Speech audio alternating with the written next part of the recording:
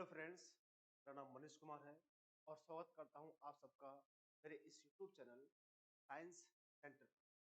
दोस्तों, आज हम लोग स्टार्ट करने जा रहे हैं एंशिएंट हिस्ट्री, जो बहुत से कॉम्पिटिटिव एग्जाम के लिए एंशिएंट हिस्ट्री बहुत इंपॉर्टेंट रोल अदा करती है। दोस्तों, एंशिएंट हिस्ट्री के बाद हम लोग मेडिवल हिस्ट्री कवर करेंगे, उसके बाद हम लोग मॉडर्न हिस्ट्री कवर करेंगे। साथ ही साथ लोग पढ़ने के साथ जो प्रीवियस ईयर क्वेश्चन है, जो भी उनसे ऑब्जेक्टिव क्वेश्चन बन सकते हैं, तो प्रैक्टिस करेंगे। ये वीडियो ना केवल एसएससी के लिए ही, बल्कि जो भी लोग तैयारी कर रहे हैं कॉम्पिटिटिव एग्जाम की, चाहे यूपीएसआई हो या सेंट्रल की नौकरी हो या स्टेट की हो, जहाँ पे हिस्ट्री आता है, सबके लिए बहुत ही इंपॉर्टेंट वीडियो। दोस्तों, चलिए हम स्टार्ट करते हैं अपने इस फर्स्ट लेसन को एंशिएंट हिस्ट्री के। इसका नाम है सिंधु। दोस्तों, सिंधु घाटी सभ्यता इसलिए जरूरी है क्योंकि जब सभ्यता का उदय होता है तो हम ये देखते हैं कि सबसे पहले कौन सी सभ्यता आई, सबसे पहले डेवलप सभ्यता कौन सी। अब यहाँ पर हम लोग जब सिंधु घाटी सभ्यता के बारे में पढ़ेंगे तो जानेंगे कि ये सबसे पुरानी सभ्यता भी है और कैसे का रूप बदला, उसके बाद कैसे सभ्यता में सुधार आया, कौन कौन सी चीजें वहां पर नई बनी, किस चीज का वहां पर डेवलपमेंट हुआ, कृषि का कैसे उत्थान हुआ, ये सब बातें यहाँ पर हमको पता चली। दोस्तों, हम सिंधु घाटी सभ्यता के सामाजिक, आर्थिक, राजनीतिक जीवन को भी जानने की कोशिश, तो मैं पढ़ाने के साथ साथ आपको रिपीटेशन भी कराता चलूंगा ताकि आप लोग का रिपीट भी हो जाए। ये दोस्तों, चलिए हम स्टार्ट करते हैं सिंधु घाटी सभ्यता। देखिए क्या कहा जा रहा है।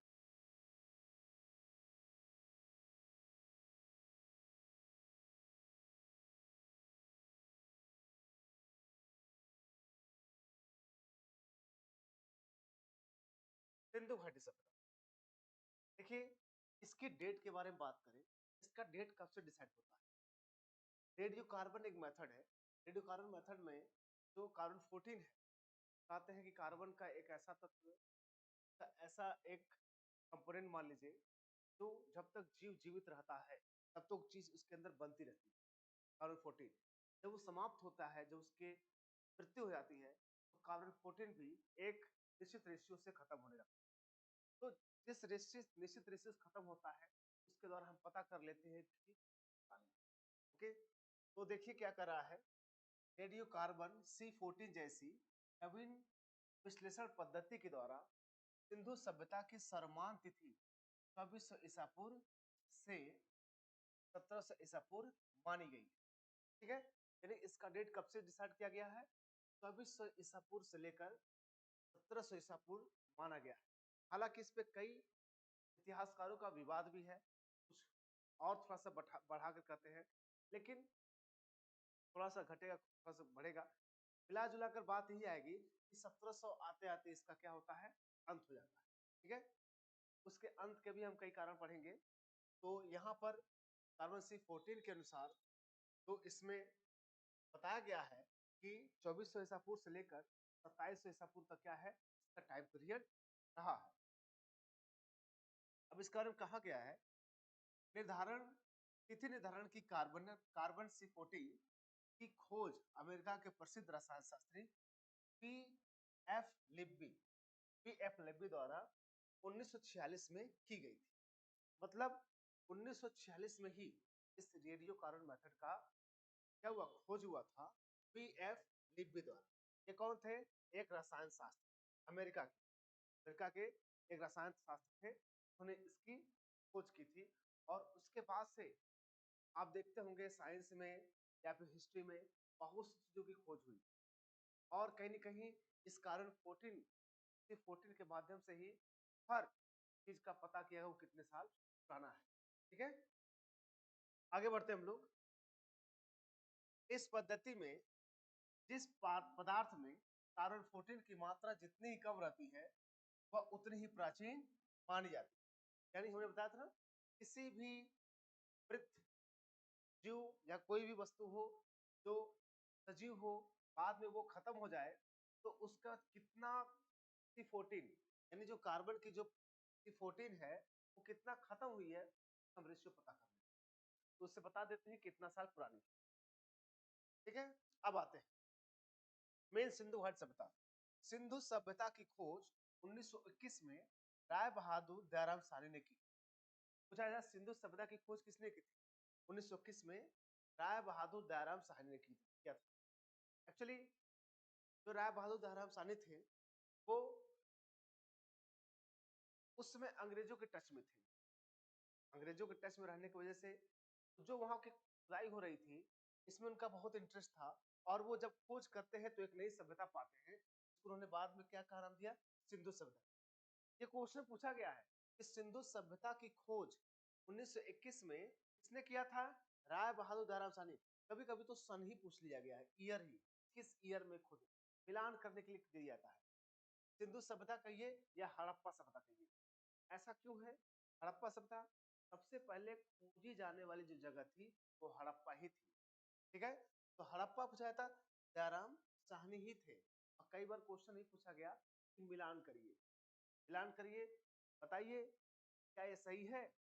तो मिलान करने के लिए दे दिया गया कि हड़प्पा की सभ्यता की खोज और क्या कहते हैं आपका मोहनजोदड़ो की खोज कब हुई थी, या फिर उनका नाम दे देगा और उससे मिलान करने के लिए कहे। तब आपको बताना पड़ेगा उसके खोजकर्ता कौन थे, कब खोजा गया था, ये तमाम बातें वहां बताना पड़ेगा। ओके दोस्तों, तो सिंधु सभ्यता की खोज 1921 में राय बहादुर दयाराम साहनी ने की थी। देखिए सिंधु सभ्यता को आद्य ऐतिहासिक, प्रोटो हिस्टोरिक अथवा कांस ब्रॉन्ज युग में रखा जा सकता है। इस सभ्यता के मुख्य निवासी द्रविड़ एवं भूमध्यसागरीय थे। पहली बात है, इसे आद्य सभ्यता क्यों कहा? देखिए आद्य सभ्यता उसे कहते हैं जिस सभ्यता में आप देखेंगे वहां पर लिखित साक्ष्य तो मिले हैं, वहां के लोग पढ़ते लिखते जरूर थे, लेकिन आज तक उसे कोई पढ़ नहीं पाया, आज तक उसे कोई पढ़ ना पाए, उसी को हम आद्य ऐतिहासिक सभ्यता। आप पूरा पाषाण को देख लीजिए, पूरा पाषाण सभ्यता को हम क्यों प्रागैतिहासिक सभ्यता कहते हैं? क्योंकि वहां पर जानकारी कोई लिखित साक्ष्य नहीं मिलता, कोई लिखित साक्ष्य से उसकी जानकारी नहीं मिलता। वहां पर जानकारी हमें पाषाणों पत्थरों से मिलता है ज्यादा से ज्यादा, इसी कारण उसे प्रागैतिहासिक कहा गया, क्योंकि कोई लिखित कोई जानकारी नहीं। यहाँ पर लोग लिखित लिखना पढ़ा जानते थे, लेकिन आज तक उनकी सभ्यता को कोई पढ़ नहीं पाया, उनके लिखित रूप को कोई पढ़ नहीं पाया, इसलिए आद्य ऐतिहासिक सभ्यता। ठीक है, यहाँ पे कांसे का प्रयोग ज्यादा हुआ था, इसलिए इसे कांस या ब्रोंज युग में रखा गया है। अब देखिए यहाँ पूछा गया कई बार द्रविड़ सभ्यता, द्रविड़ एवं भूमध्यसागरीय यहाँ के मुख्य मूल निवासी कौन थे? यहाँ के द्रविडियन और भूमध्यसागरीय लोग यहाँ के मुख्य निवासी। नेक्स्ट देखिए क्या कहा जा रहा है, sir John Marshall. Sir John Marshall भारतीय पुरातत्व सर्वेक्षण विभाग के तत्कालीन महानिदेशक। देखिए भारतीय पुरातत्व सर्वेक्षण के जनक तो अलेक्जेंडर कनिंघम को माना जाता है, अलेक्जेंडर कनिंघम, उन्होंने ही भारतीय पुरातत्व सर्वेक्षण विभाग का स्थापना किया था भारत में, अलेक्जेंडर कनिंघम ने। तो 1924 में इसके महानिदेशक कौन बने थे इस विभाग के? जॉन मार्शल बने थे। कौन बने थे? John Marshall.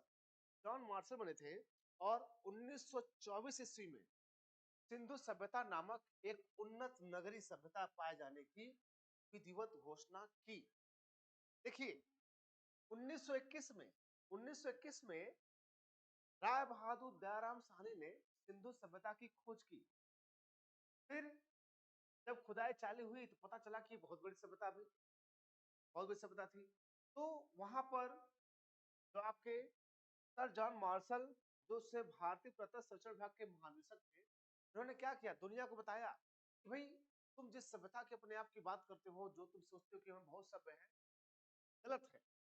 भारत में सभ्यता करीब 5000 साल पहले, आज मान लीजिए 2000 चल रहा तो 2400 और जोड़ लीजिए उसमें, भाई यानी 4500 साल पहले ही आ चुकी।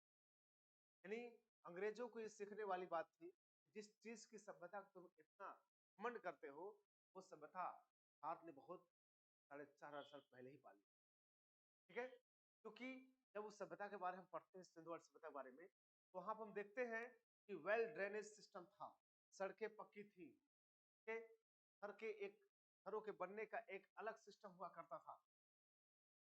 वहां पर व्यापार, कृषि, सिक्के सब चलते थे। यानी एक सभ्य देश के लोग, एक सभ्य नागरिक के लोग थे। यानी कि वहां पर बात आती है कि सर जॉन मॉसल ने क्या किया, ये क्या किया, पूरे विश्व को बताया 1924 में सिंधु घाटी सभ्यता के बारे में। ओके, तो अभी हमने क्या पढ़ा, याद रखने वाला पॉइंट क्या है कि भाई पहली इसकी तिथि क्या है, 2400 ईसा पूर्व से 1700 ईसा पूर्व। ओके, किस माध्यम से खोजा गया था, कार्बन C14 के द्वारा।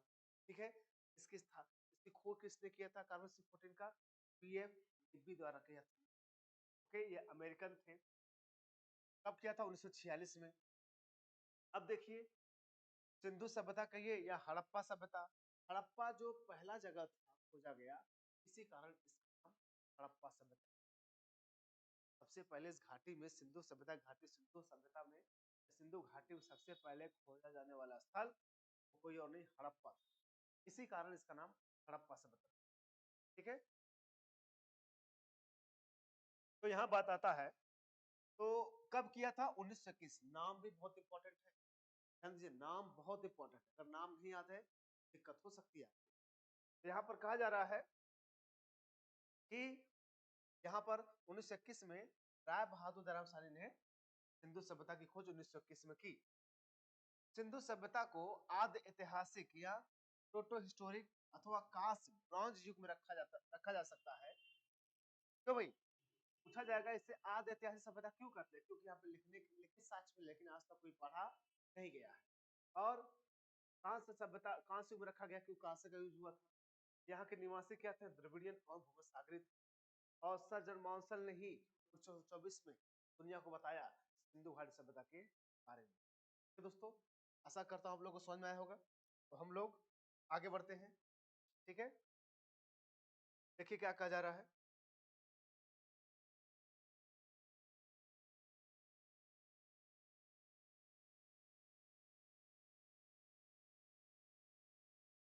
आइए इस जगह के बारे में हम लोग देखते हैं। जैसे सिंधु नदी घाटी सभ्यता, ये कैसे थी, एक त्रिभुजाकार सभ्यता थी। आप देखिएगा, ये कैसे सभ्यता थे, एक त्रिभुजाकार सभ्यता थी। ओके, ध्यान दीजिएगा, यहाँ पर आप सबसे ऊपर जाइएगा, यहाँ सबसे ऊपर क्या मिलेगा, झेलम नदी किनारे ही एक जगह है मांडा। क्या है, मांडा। यानी पूछा जाए सिंधु घाटी सभ्यता की सबसे उत्तर में कौन सा जगह था, वो कौन था, मांडा। कौन है, मांडा। ये किस नदी किनारे है, चिनाब नदी के सबसे उत्तर में क्या है, नदी। उसके बाद पूछा जाए सबसे पूरब में क्या है, सबसे पूरब में जाएंगे तो यहाँ आलमगीरपुर। क्या है, आलमगीरपुर है। कि यमुना की एक सहायक नदी है हिंडन। हिंडन नदी किनारे है आलमगीरपुर। ये उत्तर प्रदेश में, क्या है, उत्तर प्रदेश में। ये यूपी में पड़ता है, ये क्या है, यूपी में। अब देखेंगे पश्चिम में, पश्चिम में सबसे पश्चिम में कौन दिख रहा है, सुत्ता गेंडोर है। क्या है, सुत्ता गेंडोर। तो दास नदी किनारे है, किस नदी किनारे है, दास नदी के किनारे है गेंडोर। ओके, तो सबसे पश्चिम में पड़ता है सुत्ता गेंडोर, दास नदी किनारे। उसके बाद आता सबसे दक्षिण में कौन है, भगत राव। ठीक है, जैसे से भगत राव दिया गया है, कई बार ऑप्शन है दाइमाबाद में। सबसे दक्षिण में कौन सा जगह है, दाइमाबाद है। यहाँ देखिए, यहाँ पर आएंगे, यहाँ दाइमाबाद है, सबसे नीचे दाइमाबाद है। एक गोदावरी की एक नदी है शिप्रा नदी, उसी नदी किनारे ही क्या है, सबसे दक्षिण में दाइमाबाद है। ओके, मैं लिख देता हूँ क्या है वो, दाइमाबाद। दाइमाबाद ये महाराष्ट्र में। तो आप लोग क्या देखें, क्या देखें आप लोग, सबसे उत्तर में कौन सा जगह है, नदी किनारे मांडा है सिंधु घाटी सभ्यता का। सबसे पूरब में क्या है, तो उत्तर प्रदेश में है आलमगीरपुर, हिंडा नदी किनारे। और सबसे पश्चिम में क्या है, उत्तर गेंडोर है, दास नदी किनारे, ये पाकिस्तान में है। उसका सबसे दक्षिण में कौन है, तैमाबाद, जो गोदावरी की सहायक नदी है, शिप्रा नदी। ठीक है, सबसे पूर्व पश्चिम उत्तर दक्षिण पहचान गए। सबसे उत्तर मांडा है, उसके सबसे पूर्व में आलमगीर है, सबसे पश्चिम में दक्षिण में क्या है दायमाबाद है, और सबसे पश्चिम में क्या है सुत्ता गेंडोर है। कभी कभी इनके किस नदी किनारे ही पूछ लिया जाता है, वही बताया ना। तो चिनाब मांडा है वो किस नदी किनारे है, चिनाब नदी किनारे है। ओके, और सबसे पूर्व है आलमगीरपुर, ये कहाँ है, ये हिंडा नदी किनारे है। और सबसे पश्चिम में जो है सुतरा गेंडोर, ये दास नदी किनारे है। ठीक है, मैं लिख देता हूँ दास नदी, ये दास नदी किनारे है। इसके बाद देखिएगा सबसे दक्षिण में क्या है, महाराष्ट्र में दैमाबाद। क्या है, महाराष्ट्र में सबसे पश्चिम में क्या है, दैमाबाद है। ठीक है, आगे बढ़ते हैं दोस्तों हम लोग।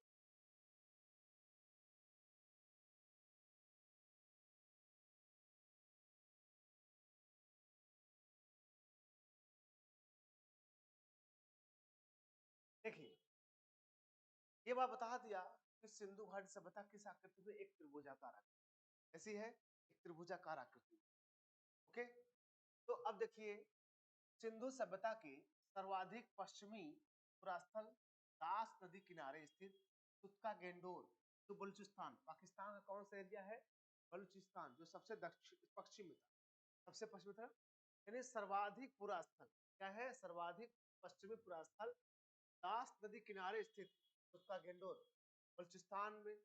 ठीक है, और पूर्वी पुरास्थल हिंडा नदी किनारे कौन था, आलमगीरपुर, जिला मेरठ उत्तर प्रदेश में था। ओके, उत्तर प्रदेश में क्या था भाई, हिंडा नदी किनारे आलमगीरपुर था, जिला मेरठ में। उसके बाद उत्तरी पुरास्थल देखा जाए तो क्या, चिनाब नदी किनारे, चिनाब नदी किनारे अखनूर तट के निकट, या अखनूर के निकट एक जगह मांडा, मांडा में था, कहाँ, जम्मू कश्मीर में। किस नदी किनारे, चिनाब नदी के किनारे था ये। और सबसे दक्षिणी पुरास्थल गोदावरी नदी के तट पर कौन था, दाइमाबाद रवि, जो अहमदनगर जिला महाराष्ट्र, अहमदनगर जिला कहां पर, महाराष्ट्र में। ओके दोस्तों, यानी सबसे पूरब में कौन सा जगह है, सबसे पश्चिम में कौन सा जगह था, दक्षिण में, उत्तर में, इस नदी किनारे है, ये सब बता दिया। ओके, आगे देखिए सिंधु सभ्यता या हड़प्पा सभ्यता नगरीय सभ्यता थी।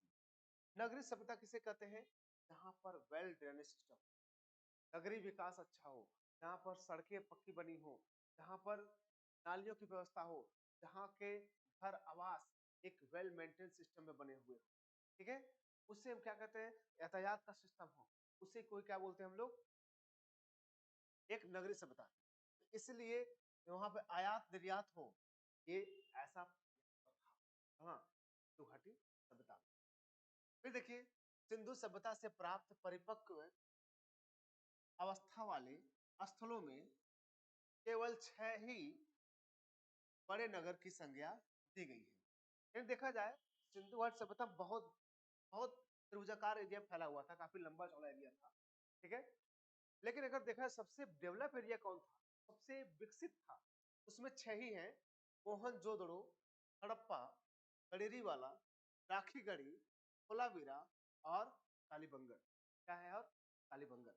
आपको बता दूं मैं, इसके बाद मैं वही चल के आपको बता दूंगा कौन सा जगह कहाँ पाई। ये हर बार पेपर में आया है कि कौन सा जगह कहाँ है, भारत में है कि पाकिस्तान में है।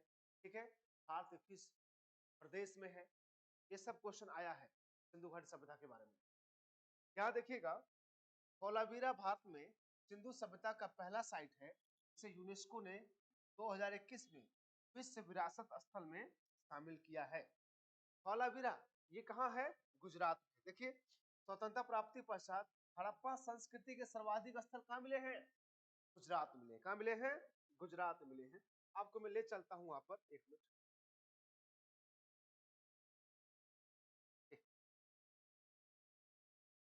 देखिए मैं आपको उस फिगर पे ले चलता हूँ, ध्यान दीजिएगा, अब ध्यान से देखिएगा। आप देखिए जब ये देखिए, ये हमारा यहाँ से ले लीजिए, ये ये जम्मू कश्मीर वाला एरिया है, इस वाला एरिया है, भारत का ये एरिया मान लीजिए। ठीक है, तो देखिए यहाँ पर धौलावीरा मिला, ये यहाँ पर धौलावीरा है। ये क्या है भाई आपका, सुरकोतड़ा है, ठीक है, थलावीरा, सुरकोतड़ा, ये सब गुजरात माने भारत में ही है, ये गुजरात में है। उसके बाद रंगपुर है, उसके बाद आपका है देखिए लोथल जो है जो बंदरगाह था, ठीक है, भगवत भगत राव है, ये भी जगह यहीं पर है। हाँ, ये सब गुजरात में है, गुजरात में ज्यादा स्थल पाए गए थे, थलावीरा, सुरकोतड़ा, रंगपुर, लोथल, भगत राव, ठीक है। और सबसे नीचे आएंगे तो महाराष्ट्र पड़ता है दाइमाबाद, ठीक है। अब देखिए कालीबंगा कहाँ है, ये आपके राजस्थान में पड़ता है। रोपड़ है, रोपड़ कहाँ पड़ता है, हरियाणा में पड़ता है आपका, ठीक है, ये सब यहाँ पर है। लेकिन पाकिस्तान जाएंगे, मोहनजोदड़ो, कहूदड़ो, अल्लाह निदो, अल्लाह दिनो बोलते हैं, ठीक है, बालाकोट, तुतका को, तुतका गेंडोर, ये सब पाकिस्तान में है। देखिए सब नाम बहुत जरूरी है आपको जानना। इस तुतका गेंडोर कहाँ है, पाकिस्तान के बलूचिस्तान में है। तुतका को क्या है, यही पाकिस्तान में है। बालाकोट कहाँ है, यही पाकिस्तान में है। तो बालाकोट मूवी क्या कहते हैं, देखे होंगे मूवी, पूरी मूवी उसमें बात हुई थी बालाकोट के बारे में। अल्लाह दिनो कहाँ है, यही पाकिस्तान में। चौधरी पाकिस्तान में, मोहनजोदड़ो पाकिस्तान में, ये सब पाकिस्तान में, ठीक है। आगे देखिए हड़प्पा जगह भी, ये भी कहाँ है, पाकिस्तान में ही है। हड़प्पा कहाँ है, पाकिस्तान में ही है, ठीक है। तो हड़प्पा है आपका, ये भी पाकिस्तान में ही आता है, ये आपका पाकिस्तान में ही आएगा, ओके। हड़प्पा पे, लेकिन मांडा भारत में आता है। ये बहुत से जगह है, जैसे भारत में क्या क्या है, मांडा है, बनावली है, राखीगढ़ी है, आलमगीरपुर है। राखीगढ़ी भारत में सिंधु घाटी सभ्यता की सबसे बड़ी स्थल कौन है, राखीगढ़ी है। ये पूछा है पाकिस्तान में तो सभ्यता की सबसे बड़ी स्थल कौन सा है, वो गडेरी वाला है, ठीक है। सिंधु और सभ्यता की पाकिस्तान में सबसे बड़ा स्थल कौन है, गडेरी वाला। आगे देखिए तो ये बनावली हो गया, राखीगढ़ी हुआ, आलमगीरपुर हुआ, रोपड़ हुआ, कालीबंगा हुआ, तो थलावीरा, सुरकोतड़ा, रंगपुर, लोथल, भगत राव और दाइमाबाद, ये सब भारत में पड़ते हैं। कहाँ पड़ते हैं, वर्ल्ड सभ्यता की जो भी स्थल है ये सब भारत में पड़ते हैं। आगे बढ़ते हैं हम लोग, क्या कहा जा रहा है अब आगे देखिए, जितनी बार हम रिवाइज करेंगे ना उतना अच्छा रहेगा।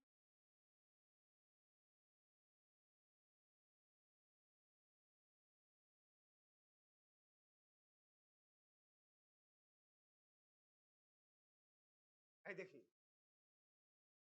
नोट कर रहा है, सिंधु घाटी सभ्यता का सबसे बड़ा स्थल मोहनजोदड़ो, जबकि भारत में इसका सबसे बड़ा स्थल राखीगढ़ी है, ठीक है, जो क्या है, घग्गर नदी किनारे है। मैंने देखा सिंधु सभ्यता का सबसे बड़ा स्थल कौन है, मोहनजोदड़ो है।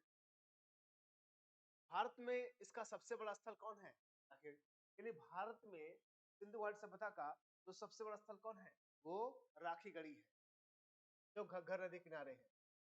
और क्या है, हरियाणा के हिसार जिले में, हरियाणा के हिसार जिले में कौन, राखीगढ़ी। इसकी खोज 1963 ईस्वी में सूरज भान ने की थी, सूरज भान ने 1963 में इसकी खोज किसने की थी, सूरज भान ने की थी। लोथल एवं तुतका गेंडोर सिंधु सभ्यता का बंदरगाह था। लोथल गुजरात में है, ठीक है, और सुतका गेंडोर ये भी कहाँ है, पाकिस्तान में। ये दोनों क्या थे, ये बंदरगाह थे। सिंधु सभ्यता क्या है, ये बंदरगाह, ओके। नेक्स्ट देखिए, जूते हुए खेत और नक्काशी ईंटों का प्रयोग का साक्ष्य कालीबंगन से प्राप्त हुआ। कालीबंगन कहाँ है, कालीबंगन ये आपका पड़ता है कहाँ, राजस्थान में। इसकी खोज अमलानंद घोष ने किया था, अमलानंद घोष ने किया था इसकी खोज, इसकी कालीबंगा की। यहाँ से क्या मिले हैं, जूते हुए खेत के साक्ष्य मिले, खेत जोता गया था और नक्काशीदार ईंटें मिली थी, हो गया, नक्काशीदार ईंटें मिली थी। कहाँ से भाई, कालीबंगा से।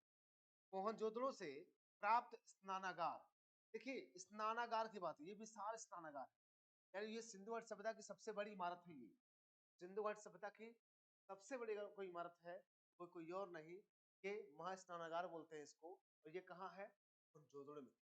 कहाँ थी ये, मोहनजोदड़ो में, ओके।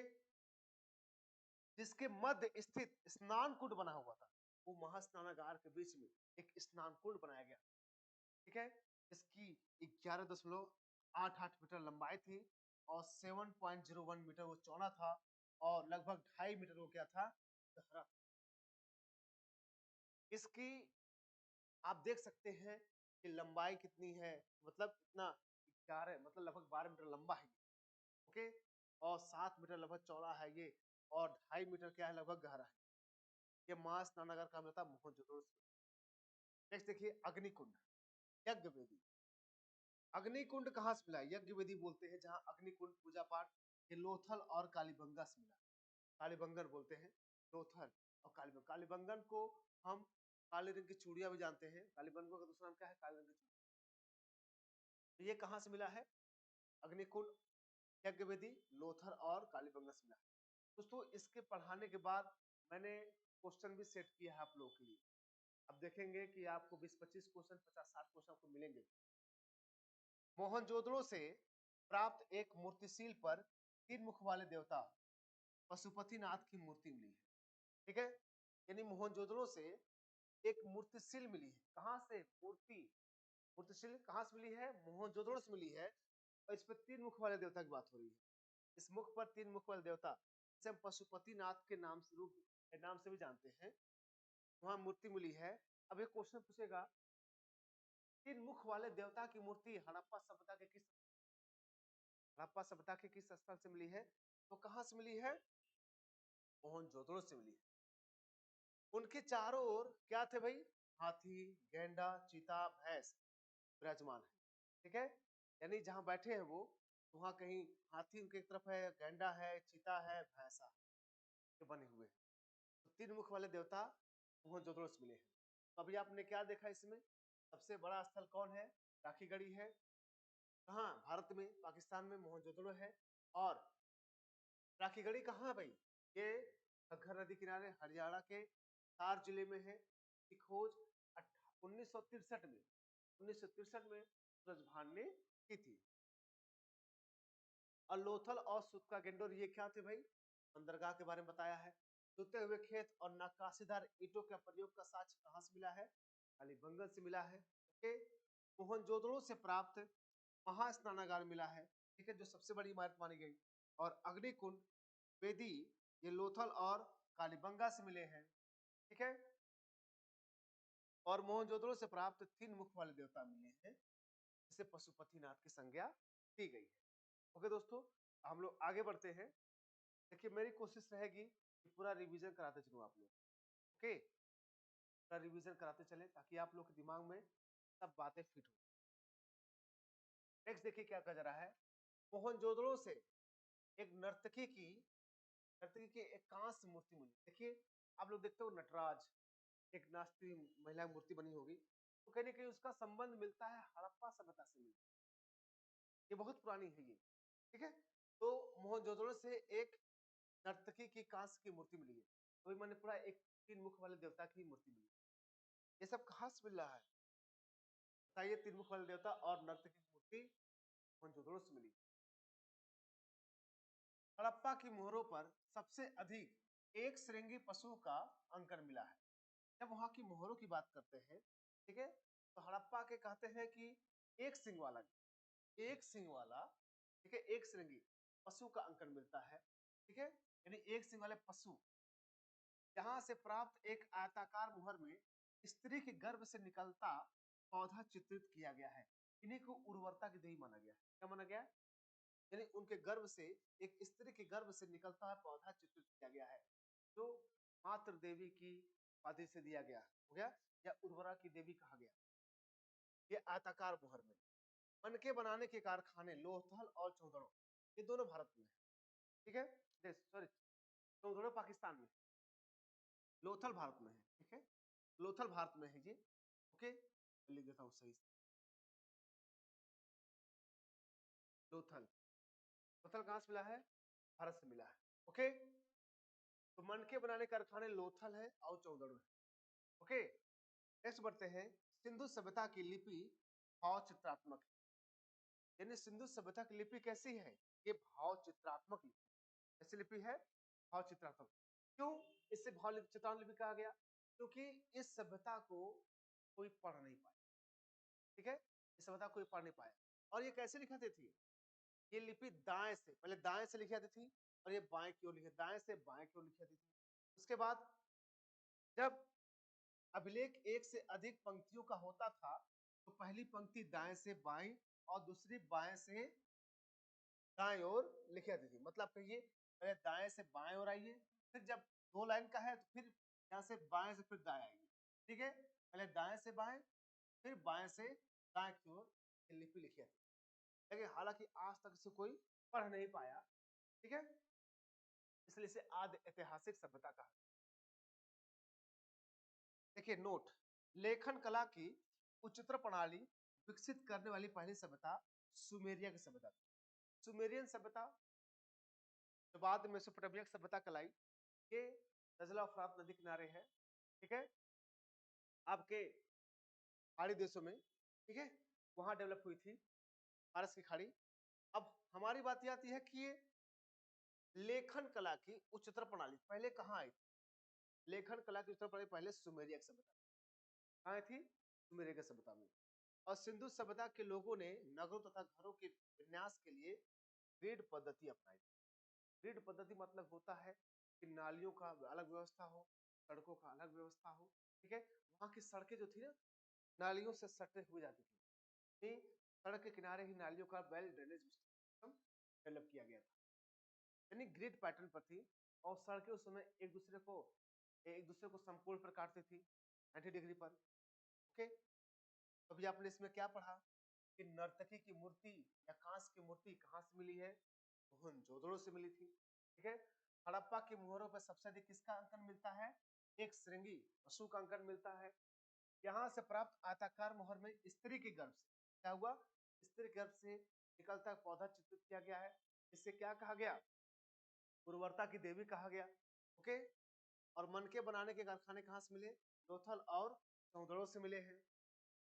सिंधु सभ्यता की लिपि कैसी थी? और चित्रात्मक थी। यह दाएं से बाएं और फिर बाएं से दाएं लिखी थी। उसके बाद हमने पढ़ा लेखन कला की उच्चतर प्रणाली कहाँ हुई? डेवलप हुई सुमेरिया की सभ्यता से। और सिंधु सभ्यता के लोगों ने नगरों और घरों के विकास के लिए कैसा सिस्टम बताया था? ग्रिड पद्धति सिस्टम अपनाया। ओके दोस्तों, तो हम लोग आगे बढ़े। अब पूरी बात मैंने बता दिया है।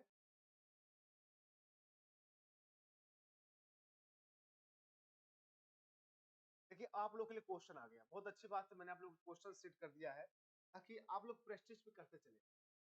सिंधु घाटी सभ्यता की खोज किसने किया था? भाई जॉन मार्शल, दयाराम साहनी, अभी आर डी बनर्जी है, बीएफ लिब्बी है? नहीं, दयाराम साहनी ने 1921 में 1921 में ही दयाराम साहनी ने क्या किया था?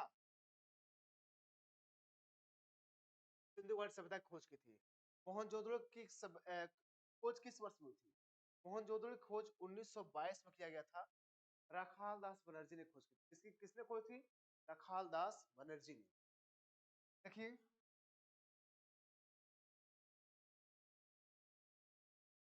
राखाल दास बनर्जी ने,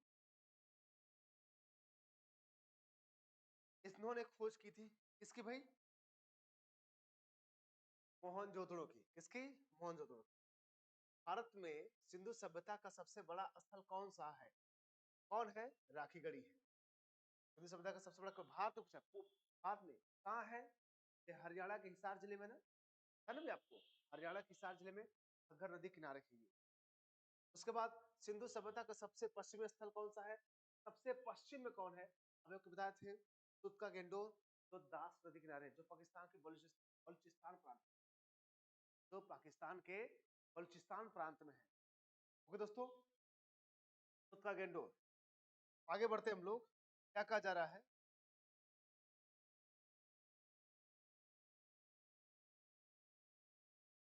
ये देखिए विश्व धरोहर स्थल में धौलावीरा को किस वर्ष शामिल किया गया?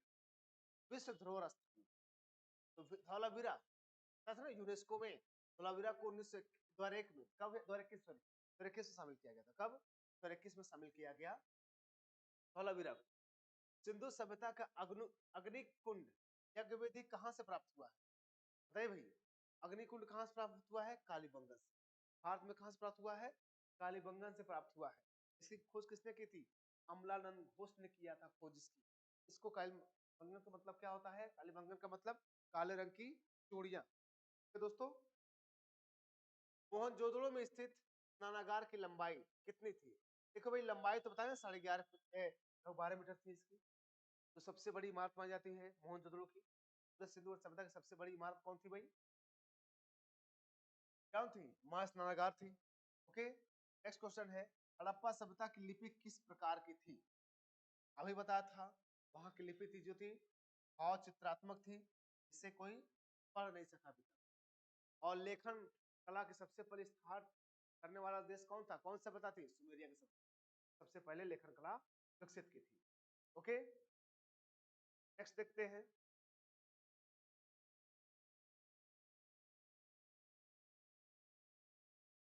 सिंधु घाट सभ्यता में ग्रिड पद्धति किसके लिए अपनाई गई? तो चित्रकला के लिए, लेखन के लिए, नगर योजना, कृषि। भाई ग्रिड पैटर्न तो अपनाया गया वो नगर योजना के लिए, नगरीय योजना के लिए अपनाया गया। ठीक है, अगला है लेखन प्रणाली विकसित करने वाली पहली सभ्यता कौन सी थी? सुमेरिया की सभ्यता। अभी आपने पढ़ा ना, परंपरा बताया मैं, वो सुमेरिया की सभ्यता थी। सबसे पहले इसने लेखन कला डेवलप किया था। ओके, नेक्स्ट बढ़ते हम लोग। कहा जा रहा है सिंधु घाट सभ्यता में ग्रिड पद्धति किसके लिए अपनाई गई थी? नगर योजना के लिए। लेखन प्रणाली विकसित करने वाली सभ्यता सुमेरिया। रेडियो कार्बन C14 विधि द्वारा विकसित सिंधु सभ्यता की समय सीमा क्या मानी गई है? जो टाइम पीरियड माना गया है वो 2400 ईसा पूर्व से 1700 ईसा पूर्व माना गया है। ओके दोस्तों, 2400 ईसा पूर्व से 1700 ईसा पूर्व माना गया है। कार्बन 14 विधि की खोज सबसे पहले किसने की थी? P.F. लिब्बी, जो अमेरिका के रसायन शास्त्री थे, P.F. लिब्बी ने किया था भाई। ओके, नेक्स्ट बढ़ते हैं। ये सब क्वेश्चन बहुत इजी है और मैंने पूरी मन से आपको पढ़ाया है। आप लोग रिवाइज करेंगे जरूर आपको क्लियर हो जाएगा। नेक्स्ट देखिए, P.F. लिब्बी ने कार्बन 14 विधि की खोज कब की थी? 1946 में किया था। ठीक है, ये एक अमेरिकन रसायन शास्त्री थे। ओके दोस्तों, आगे बढ़िए। सिंधु सभ्यता की खोज किसने की थी? सिंधु सभ्यता की खोज राय बहादुर दाराम साहनी ने की थी 1921 में। उस समय भारतीय पुरातत्व सर्वेक्षण के बताइए कौन थे मानसर? जॉन मार्शल साहब थे। सिंधु सभ्यता की खोज किस वर्ष हुई थी? 1921 में। सिंधु सभ्यता को किस युग में रखा जाता है? ये इंपॉर्टेंट क्वेश्चन। तो युग की बात करें तो कांस्य युग में। कौन सा युग है भाई? इनका कांस्य युग है। सिंधु सभ्यता किस युग में रखा गया? कांस्य युग में। ओके दोस्तों, आगे बढ़ते हम लोग।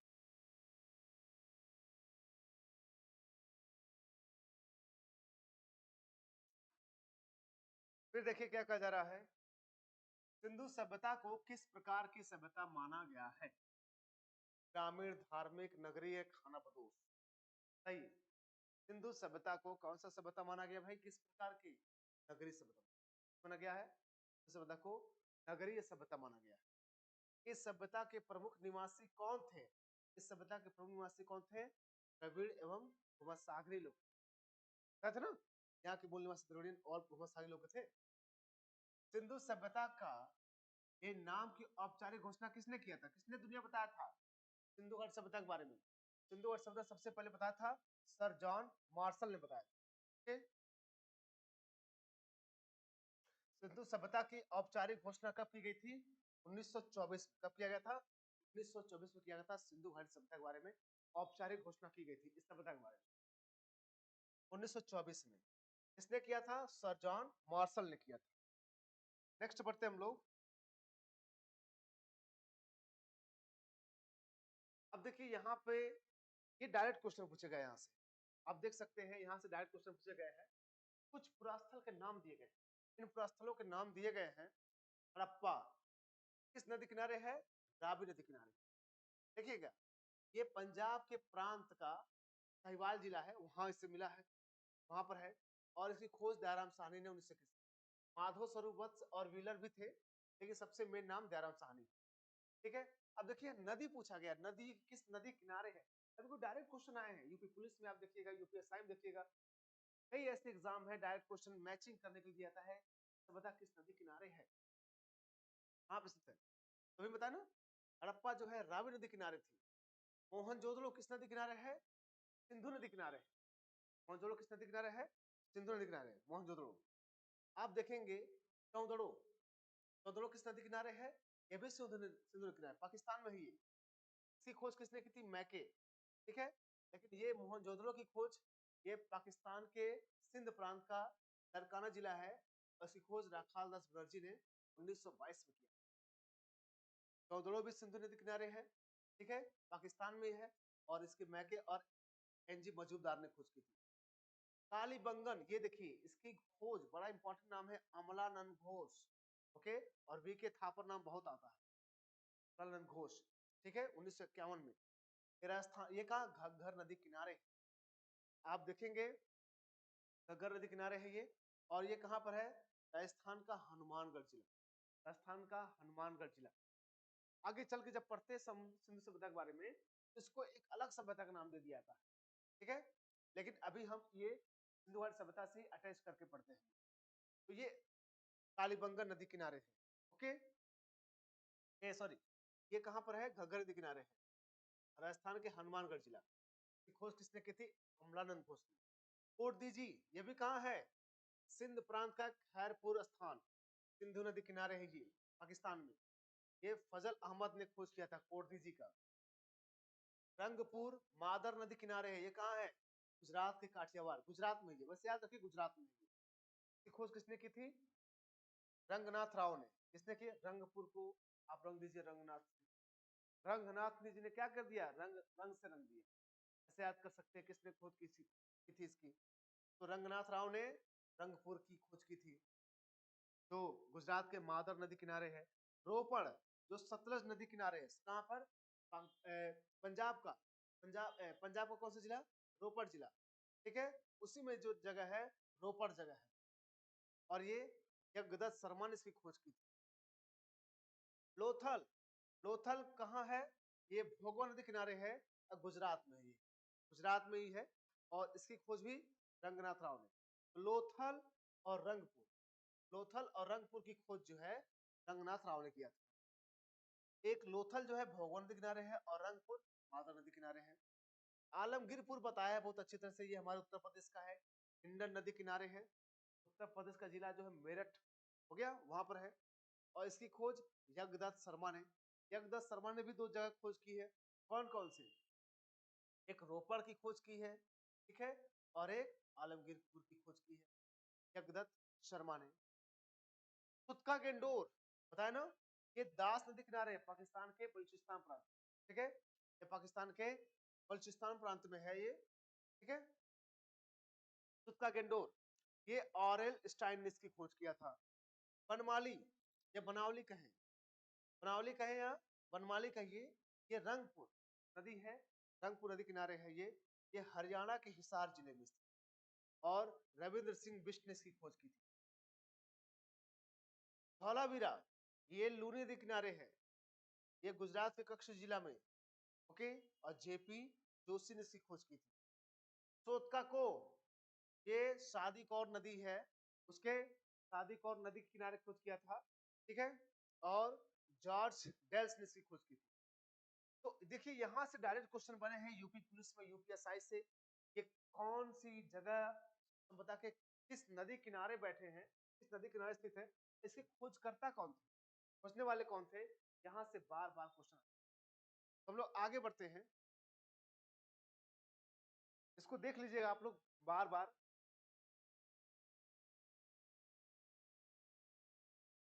आगे देखिए क्या कहा जा रहा है, घरों के दरवाजे खिड़कियां सड़क की ओर न खुलकर पिछवाड़े की ओर खुलते थे, केवल लोथल नगर में घरों के दरवाजे मुख्य सड़क की ओर खुलते थे। यानी सिंधु घाटी सभ्यता में देखिएगा इतना बढ़िया व्यवस्था किया गया था कि घरों के दरवाजे खिड़कियां कहाँ थी, वो सड़क की ओर नहीं खुलते थे, बल्कि उनके लिए अलग गली थी।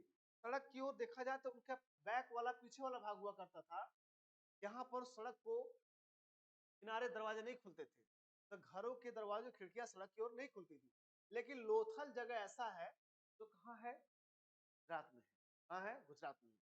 ठीक है, और घरों के दरवाजों में मुख्य सड़क की ओर यहाँ पर खुलती थी। सिंधु सभ्यता की मुख्य फसलें क्या थी, गेहूं और जौ।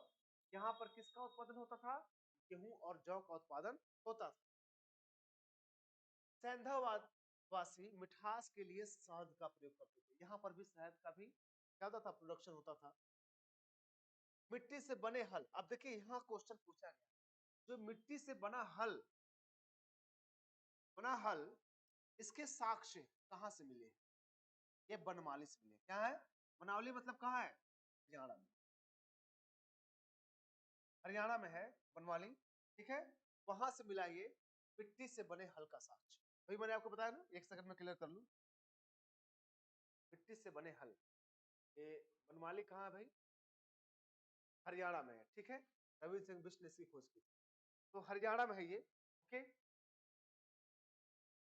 मिट्टी से बना हल का साक्ष्य ये कहां से मिला है, आपका बनारस से मिला है।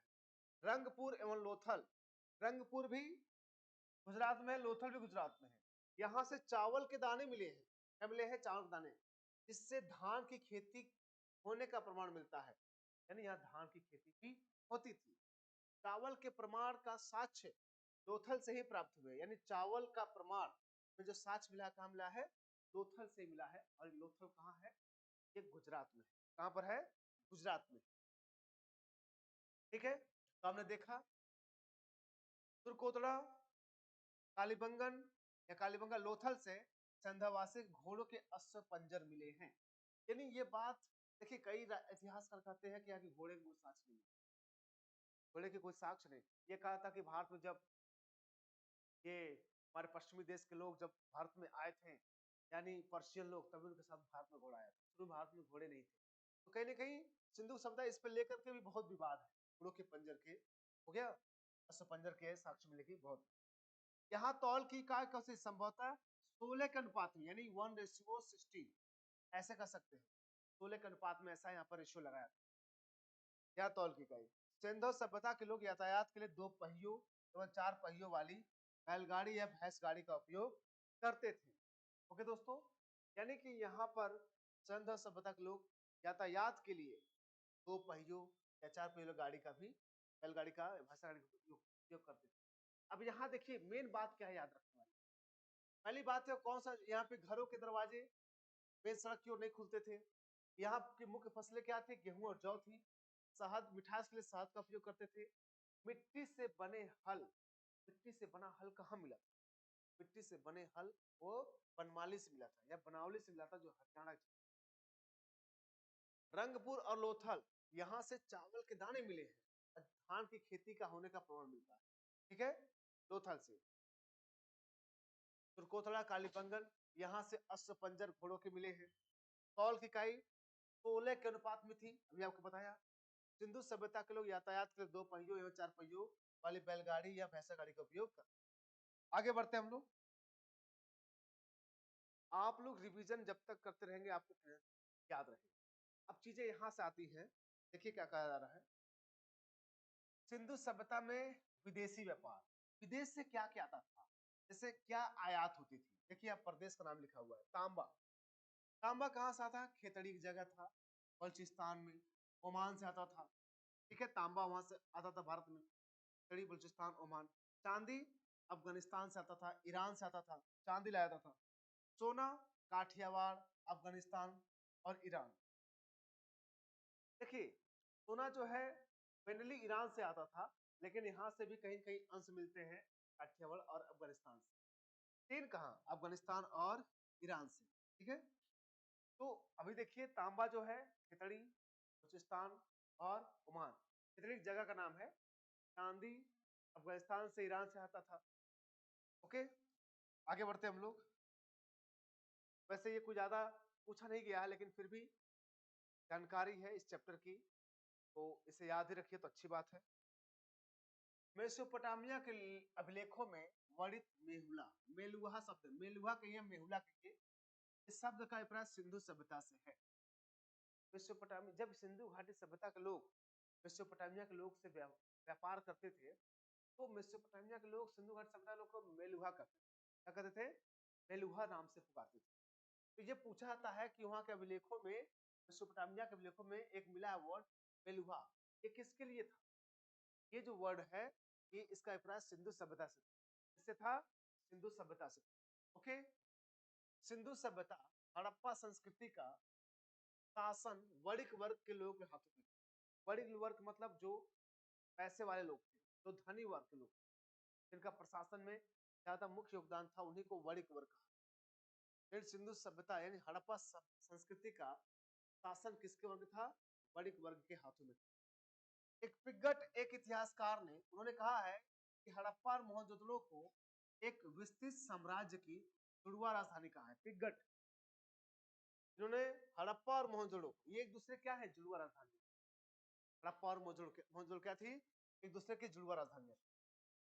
सिंधु सभ्यता के लोग धरती को उर्वरा की देवी मानकर उसकी पूजा करते, यानी पहले लोग प्रकृति प्रेमी हुआ करते। पहले ये ईश्वर का पूजा न करके, पहले तो अभी देखिए, आप देखेंगे ईश्वर के बारे में कोई देवी देवता के बारे में चर्चा नहीं मिलता नहीं है, लेकिन यहाँ पर प्रकृति पूजा करते थे लोग, यानी धरती को क्या उर्वरा की देवी मानते थे।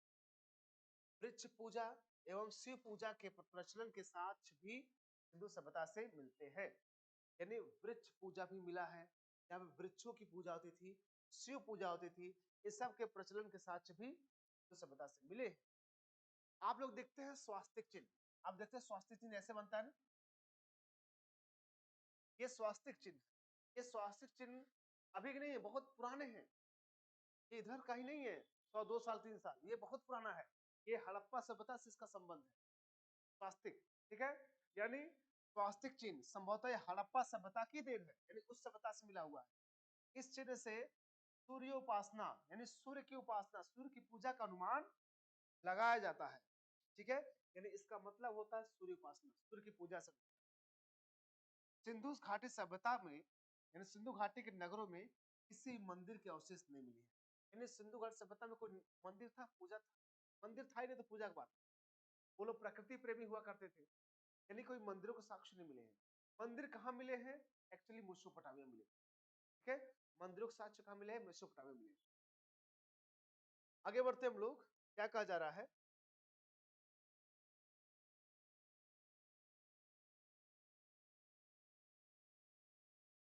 अब ज्यादा नहीं रह गया, थोड़ा सा है, उसके बाद हम क्वेश्चन प्रैक्टिस कर ले, खत्म। सिंधु सभ्यता में मातृ देवी की उपासना सर्वाधिक प्रचलित। मातृ देवी, मातृ देवी को उर्वरा की देवी माना गया है, ठीक है। अब देखिए, उनके गर्भ से निकलते पौधे को दर्शाया गया था, तो मातृ देवी की उपासना बहुत सर्वाधिक, उनकी पूजा बहुत ज्यादा होती थी।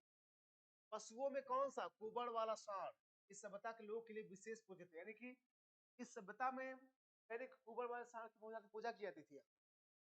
स्त्री मूर्तियां, मिट्टी की मूर्तियां अधिक अधिक मिलने से ऐसा अनुमान लगाया जाता है कि सैंधव समाज मात्र सत्तात्मक। बहुत बार पूछा गया क्वेश्चन, क्या सैंधव समाज कैसा समाज था? पितृ सत्तात्मक या मात्र सत्तात्मक? और भी क्वेश्चन, यानी सैंधव समाज मात्र सत्तात्मक, क्योंकि अधिक से अधिक मूर्तियां किसकी मिली है? स्त्री मिली, क्यों मिली, इसलिए मात्र सत्तात्मक बताया जाता है। सैंधववासी सूती एवं ऊनी वस्त्रों का प्रयोग करते, कौन सा? सूती और ऊनी वस्त्र। मनोरंजन के लिए सेंधावासी मछली पकड़ना, शिकार करना, पशु पक्षियों को आपस में लड़ाना और चौपड़ और पासा खेलना आदि साधनों का उपयोग करते हैं, ठीक है। आप देखते होंगे कि आज जो लोग मनोरंजन का काम करते हैं लोग, ये आज का दिन नहीं है, हजारों साल पहले का है, 3 4 साल पहले की बात है ये। चौपड़ खेलना, ठीक है, पासा खेलना, सब बहुत पुराने रहे हैं, ठीक है। सिंधु सभ्यता के लोग काले रंग से डिजाइन किए हुए लाल मिट्टी के बर्तन बनाते, यानी काले रंग से डिजाइन किए हुए लाल मिट्टी के बर्तन बनाते हैं, ठीक है। और सिंधु घाटी के लोग तलवार से अधिक परिचित नहीं थे, इसलिए तलवार कोई मेन चीज नहीं हुआ, उससे ज्यादा कोई परिचित नहीं थे। ओके दोस्तों, आगे बढ़ते हैं हम लोग।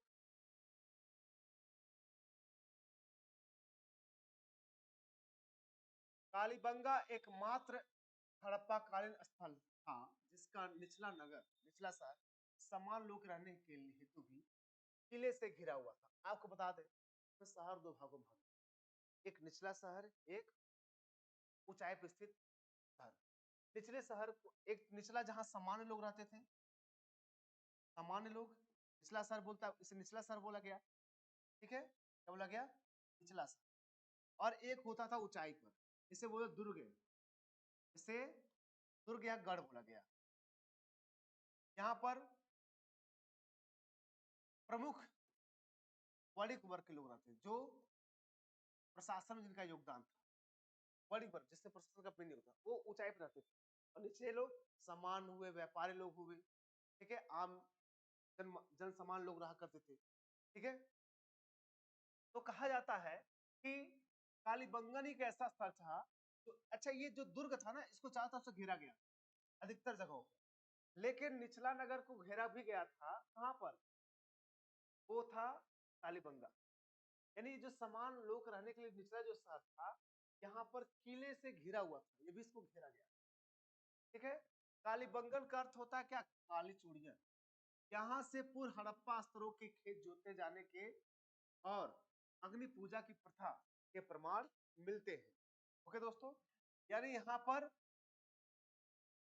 पूर्व हड़प्पा स्तरों के, यानी उससे पहले भी, हड़प्पा के पहले भी यहाँ खेत जोते जाने की और अग्नि पूजा के ही प्रमाण मिलते हैं। ठीक है, ऐसे प्रथा यहाँ पर मिलती है। और काली चूड़ियां या काले रंग की चूड़ियां, काली बंगन का अर्थ होता है। पर्दा प्रथा एवं वेश्यावृत्ति सिंधु सभ्यता में प्रचलित थी। ये चीजें वहां पर भी क्या थी? प्रचलित थी। ठीक है, पर्दा प्रथा, वेश्यावृत्ति, शवों को जलाने एवं गाड़ने, यानी दोनों प्रथाएं प्रचलित थी। हड़प्पा में शवों को दफनाने, जबकि मोहनजोदड़ो में जलाने की प्रथा विद्यमान थी। आज तो हमारे हिंदू संस्कृति में यहाँ पर क्या किया जाता है? शवों को जलाया जाता है।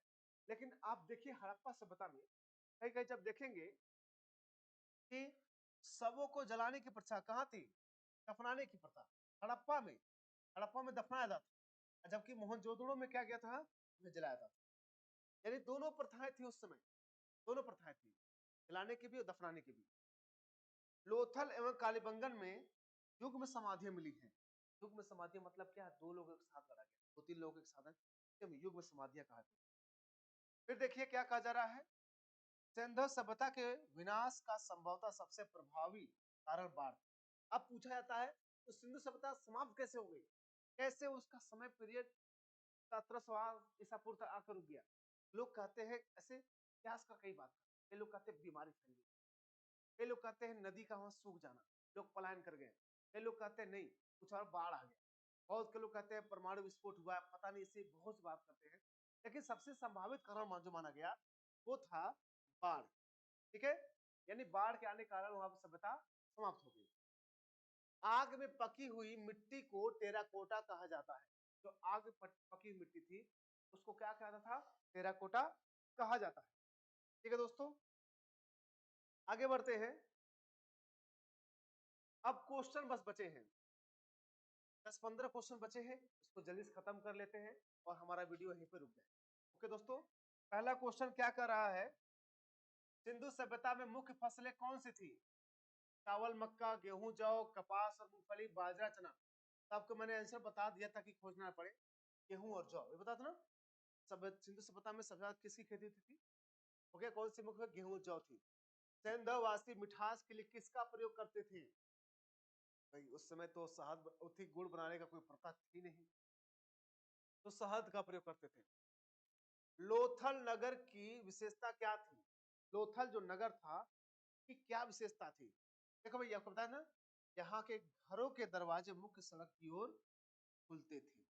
ठीक है, बाकी घरों के दरवाजे मुख्य सड़क की ओर नहीं खुलते थे, बाकी जगहों के केवल लोथल के ऐसी जगह थे, लोथल ही जो गुजरात में है, जहाँ घरों दरवाजे मुख्य सड़क की ओर। मिट्टी से बने हल का प्रमाण किससे मिलता है? हो गया, मिट्टी के बने हुए हल कहाँ से मिले थे? बनमाली से, जो हरियाणा जिले में है। ठीक है, हरियाणा जिले में है, मिट्टी से बने हल मिले थे। ओके दोस्तों, नेक्स्ट क्वेश्चन है, चावल के प्रमाण किस स्थल से प्राप्त हुए? बताया था चावल के प्रमाण आपके रात के कौन सा जगह है? लोथल जगह है, वहां से मिला था।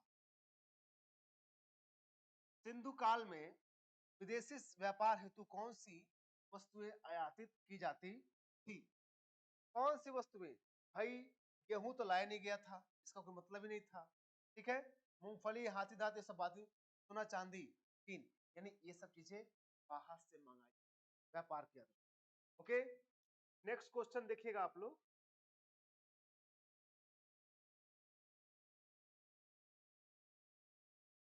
सिंधु सभ्यता में तेल की इकाई किस अनुपात में? तौल, तौल की इकाई होगी तौल। तौल की इकाई क्या थी यहाँ भाई, किस अनुपात में? 16:1, यानी 16 के अनुपात में थी। 16 16 संबंध ए। मेलुहा किस शब्द किससे संबंधित है? मेलुहा शब्द किससे संबंधित है? मेलुहा शब्द सिंधु घाटी सभ्यता से संबंधित। ठीक है, सिंधु सभ्यता के लोग किस प्रकार की बैलगाड़ी का प्रयोग करते थे? सिंधु सभ्यता के लोग, देखिए बग्घी का ऐसा नाम है, बिना पहियों वाली गाड़ी ऐसा था ही नहीं। हो गया लकड़ी की गाड़ी, नहीं नहीं था। शीशा युक्त बैलगाड़ी, इसमें ऑप्शन दिया गया है शीशा युक्त बैलगाड़ी का प्रयोग। ठीक है, सिंधु सभ्यता में किस पशु की पूजा विशेष रूप से होती थी? ठीक है, शीशा युक्त न करिए, भैंसा गाड़ी या बैलगाड़ी यूज, बैलगाड़ी हो गया, ऐसे कर लीजिए, क्या यूज करें। अब देखिए सिंधु सभ्यता के लोग सभ्यता किस पशु की पूजा विशेष रूप से होती थी? यहाँ एक कुबड़ वाले कुबड़ साठ, यहाँ पर ज्यादा उनको पूजा, पशुपति देवता को मानते थे। ठीक है, हड़प्पा संस्कृति में किस शासन किसके हाथों में था? हड़प्पा संस्कृति में शासन किसके हाथों में था? ये वणिक वर्ग के हाथों में। किसके था? ये वणिक वर्ग के हाथों में। सिंधु सभ्यता में किस देवी की पूजा अधिक प्रचलित? ठीक है, मातृ देवी। किसकी पूजा थी? मातृ देवी की पूजा अधिक प्रचलित। ठीक है दोस्तों, आगे बढ़ते हम लोग। इसलिए तो सिंधु सभ्यता को मात्र सत्तात्मक कहा गया। नेक्स्ट क्वेश्चन देखिए, बताइए आप लोग। सिंधु सभ्यता का प्रमुख धार्मिक चिन्ह कौन सा था? स्वास्तिक, है ना? ये आपका जो चिन्ह बना किसका बना है? सूर्योपासना, स्वास्तिक चिन्ह। किस विदेशी लेखक ने मोहनजोदड़ो और हड़प्पा को जुड़वा राजधानी कहा था? पिगट ने कहा था ना, ये विदेशी लेखक था। सिंधु सभ्यता के नगरों में किस प्रकार के मंदिर मिले हैं? भाई सिंधु सभ्यता में देखिए कोई मंदिर नहीं मिले यहाँ पर, सिंधु सभ्यता में कोई मंदिर थे ही नहीं। मंदिर के साक्ष्य कहाँ से मिले हैं? मेसोपोटामिया से मिला है। किससे मिला है? मेसोपोटामिया से। सिंधु घाटी में लोगों का मुख्य युद्ध शास्त्र क्या था? तलवार था, तलवार से परिचित है, भाला से भी नहीं थे, कोई नहीं, कोई नहीं होगा तलवार से परिचित ही नहीं। युग समाधि का अर्थ क्या होता है? मैंने जब दो समाधि एक साथ अपने उसे युग समाधि करते थे। ठीक है, कंधावासी किस गतिविधि से पशुओं को लड़वाते थे? भाई मनोरंजन करते थे, उनका मनोरंजन का कार्य हुआ करता था। ओके दोस्तों, नेक्स्ट क्वेश्चन देखते हैं हम लोग। बस ज्यादा नहीं है, अभी हो गया खत्म, ये लास्ट है शायद। पासा और चौपड़ किसके प्रमाण है? भाई मनोरंजन के लिए यूज करते थे। कालीबंगा में खेत जोते जाने, ये क्वेश्चन इंपॉर्टेंट, ये इंपॉर्टेंट क्वेश्चन है। खेत जोते जाने का प्रमाण किस काल से है? पूर्व हड़प्पा से है। ठीक है, ये पूर्व। अच्छा, खेत जोते जाने के प्रमाण कहाँ से मिले? ये क्वेश्चन आपके लिए दे रहा हूँ, हड़प्पा सभ्यता में खेत जोते जाने के प्रमाण कहाँ से? तो बताइएगा। सिंधु सभ्यता के लोग किस प्रकार के वस्त्र पहनते थे?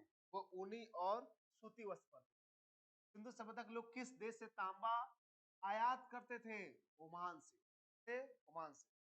मिट्टी की अधिक स्त्री मूर्तियां मिलने से किस बात का अनुमान होता है? भाई मिट्टी की मूर्तियां अधिक मिली थी, इससे पता चलता था कि वो समाज मात्र सत्तात्मक था।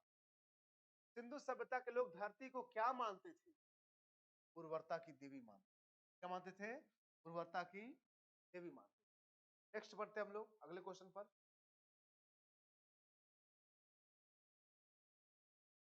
ये क्वेश्चन क्या कर रहा है? पासा और चौपड़, ये लग रहा है वही क्वेश्चन फिर से रिपीट हो गया क्या? वही लग रहा है, हाँ वही है।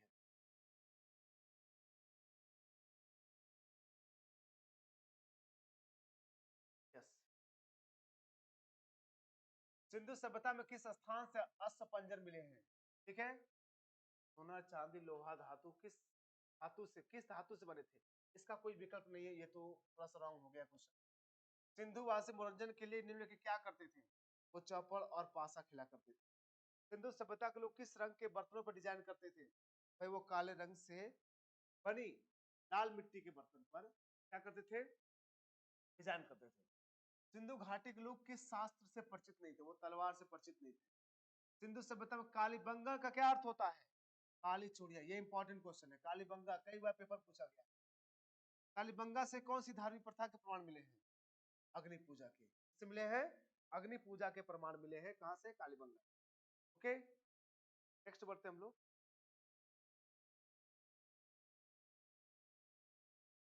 कालीबंगा किस बात के लिए विशेष था? भाई निचला शहर भी किले से ढका गया था। ओके, सिंधु सभ्यता में किस प्रकार की प्रथाएं प्रचलित थी? भाई यह बाल विवाह नहीं था, उपनयन संस्कार नहीं था, सती प्रथा नहीं था, यह पर्दा प्रथा और वेश्यावृत्ति थी। हड़प्पा में शवों का क्या किया जाता था? देखिए, हड़प्पा में शवों को दफनाया जाता था, जबकि मोहनजोदड़ो में जलाया जाता था। ठीक है, तो यहाँ दफनाया था शवों को। मोहनजोदड़ो में शवों के साथ क्या प्रक्रिया अपनाई गई? तो जलाया गया था, और हड़प्पा में दफनाया गया था। लोथल और कालीबंगा से क्या विशेष मिला है? यहाँ पर युग समाधि मिली, कालीबंगा और लोथल। नेक्स्ट क्वेश्चन देखिए, सिंधु सभ्यता के विनाश का सबसे प्रभावी कारण क्या माना गया है? बाढ़।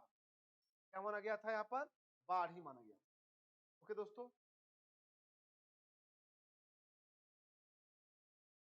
आग पकी मिट्टी को क्या कहा गया? क्या कहा गया? आग पकी मिट्टी टेराकोटा कहा गया। सिंधु सभ्यता के लोग किन बर्तनों का प्रयोग करते थे? वो लाल मिट्टी के बर्तनों का प्रयोग करते थे। ओके, नेक्स्ट देखिए, कालीबंगा किस नदी के पास स्थित है? ये सरस्वती नदी किनारे स्थित है। सिंधु सभ्यता में अग्नि पूजा के प्रमाण कहाँ मिले हैं? कालीबंगा से मिले। अग्नि पूजा कालीबंगा। अगर सरस्वती इसमें विलुप्त हो चुकी है, ये अब नदी नहीं मिलती है, लेकिन जब ये थी तो सरस्वती नदी के किनारे कालीबंगा थी। ठीक है, आगे बढ़ते हैं हम लोग। अब आप लोग के लिए मेरा ये आखिरी मैसेज है, मतलब इस वीडियो का, कि अगर मेरा वीडियो आपके लिए अच्छा लगा हो तो आप इसे सपोर्ट करिएगा। ठीक है, मैं आप लोग के लिए पूरी ऊर्जा के साथ और भी कंटेंट लाऊंगा, तो पूरे लाइन बाय लाइन आपके चैप्टर वाइज सब चलते रहेंगे, पूरे प्रैक्टिस क्वेश्चन के साथ। ठीक दोस्तों, तो इस यूट्यूब चैनल को जरूर सब्सक्राइब करिएगा, साइंस एजुकेशन को। मिलते हैं हम लोग नेक्स्ट वीडियो में। Thank you very much.